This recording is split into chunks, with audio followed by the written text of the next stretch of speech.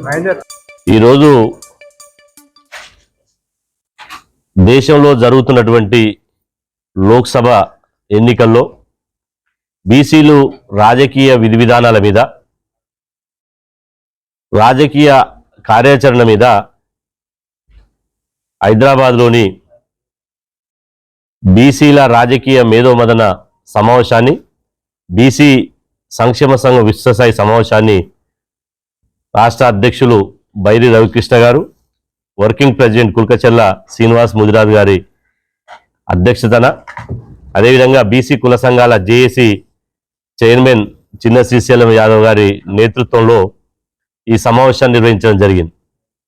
ఈ సమావేశానికి రాష్ట్రంలోని 33 జిల్లాల నుండి బీసీ సంఘాల రాష్ట్ర నాయకులు, జిల్లా బాధ్యులు, నియోజకవర్గ బాధ్యులు, అదేవిధంగా కుల సంఘాల నాయకులు, మహిళా సంఘాల నేతలు అందరూ హాజరు కావడం జరిగింది. బీసీలు ఎవరి పక్షాన ఉండాలి, ఎవరికి మద్దతు తెలపాలి, బీసీల కోసం ఏ రాజకీయ పార్టీ పాటుపడుతుంది, బీసీల రాజకీయ ప్రయోజనాలను ఏ రాజకీయ పార్టీ తమ ఎన్నికల మేనిఫెస్టో ద్వారా నెరవేరుస్తుందో దాని మీద సుదీర్ఘంగా ఉదయం 10 గంటల నుంచి ఇప్పటి వరకు సుదీర్ఘంగా చర్చ జరిగింది. అదేవిధంగా కరుణానిధి వారసుడు స్టాలిన్ కావచ్చు, వాళ్ళు బీసీలు భాగస్వాములు ఉన్నటువంటి ఇండియా కూటమి బీసీ కులాల బీసీల ఆకాంక్షలు నెరవేర్స్తాం, సామాజిక రిజర్వేషన్ల పరిమితిని ఎత్తివేస్తాం, అదేవిధంగా కులగణన చేసి బీసీ రిజర్వేషన్లు పెంచుతాం, అదేవిధంగా కేంద్రంలో ప్రత్యేక మంత్రిత్వ శాఖ తీసుకొస్తాం, బీసీలకు మహిళా బిల్లులో బీసీ మహిళలకు సబ్ కోటా వేస్తామని స్పష్టంగా రాహుల్ గాంధీ గారు వారు హామీ ఇస్తున్నారు. హామీ ఇచ్చిన విధంగానే కాంగ్రెస్ పార్టీ ఇండియా కూటమి మేనిఫెస్టోలో చేర్చారు. కాబట్టి దీన్ని విశ్వసిస్తున్నాం.